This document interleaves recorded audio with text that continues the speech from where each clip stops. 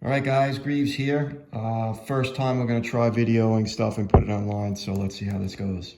All right, so we're just going to review a couple things, and then I'll give you some homework in the text. So this stuff right here is going to be a little bit review.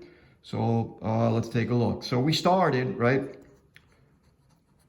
with current electricity. So what did we say a couple of days ago, right? I is equal to Q over T, right? Where I is the current, Q is the charge in coulombs, T is time in seconds. So let's just take a look at what that means. Hey, remember we had this wire, right, with the electrons in it? And then we had our eyeball, there it is right there, right? This eyeball's looking at the wire, imaginary, can't really see electrons.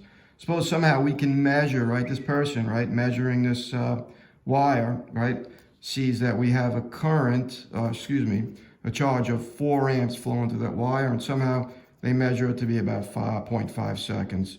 Hey, what's the current flowing in this wire? All right, pretty straightforward, right? We know that I is the current, right? Charge over time. You're told that you have 4 amps flowing through this in a half a second. So it looks like we have about 8 amps of current flowing in this wire. Well, that's pretty big, but those are the numbers that I picked, all right? So let's keep going. What about, is there any other way that they could pose this question? Well, of course they can. How about they say, not the number of current that's flowing in it, right? But how about how many electrons flow through the wire? So let's suppose I take a look at the same wire. You're given that I have a current of 3 amps, right? And we measure about, I don't know, half a second. How many electrons do I have flowing in that wire? Well, if I look at my equation for current, it doesn't specifically tell me electrons, but it gives me a little bit of a clue. If I can find the current, charge that is, I think I can work backwards and then I can get the number of electrons. So let's start just as before. I is equal to Q over T, right? We're told I have 3 amps flowing through it in a half a second again, right? And I can get my charge in coulombs. So 3 times 0.5 looks like I have a charge of 0.15 coulombs flowing through there. Remember, I want electrons. So it looks like some of our knowledge from last unit, we can work backwards and I can find the number of electrons. So what do I have to do? My little factor label, right? 1e, 1.6 times 10 to the negative 19 coulombs, right? And my coulombs go away.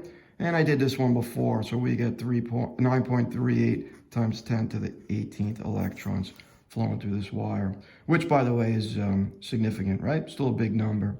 All right, last thing we did maybe on Friday, right, was going to be Ohm's Law. Let's review that real quick. What is Ohm's Law?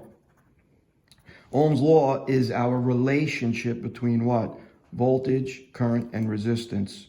Okay, now I'm going to write it a little bit different than the reference table, which I told you before. So that is V equals IR, right? Now, a couple things about this, right? They like to kind of give us graphs, obviously, right? So how is voltage and current related? Well, they're on the sides of the equations, so we know that they're going to be direct, which, by the way, leads us to something about the slope of this line. If I can find the slope of this line, it gives me some information. What information is that? Resistance. All right, so let's do one quick example that I'm just going to assign a couple homework problems, right? And we'll go over those tomorrow. Okay, so let's suppose we have a normal, household power supply, right? We talked about this in class. If I plug in to your outlet at home, it's about 120 volts, right?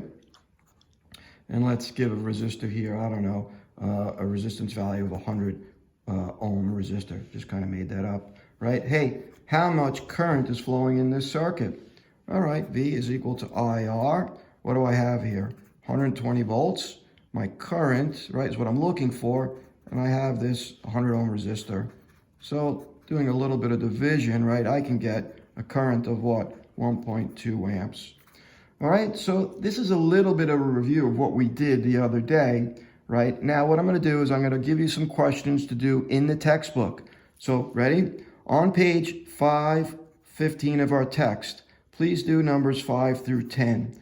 Just to let you know, if you want to give it a shot, these are like A, B, C, and D. Some of them are going to ask for power, right? I'll do that later, but if you want, for this one, it's pretty straightforward. You can figure it out, right? Power is equal to VI. I don't want you to worry about it now. We'll do it later. So do 5 through 10. I'll post these online tomorrow. We'll move ahead. All right? Well, it's been a pleasure, and I will see you virtually tomorrow. And everyone be safe, wash your hands, and I'll talk to you later.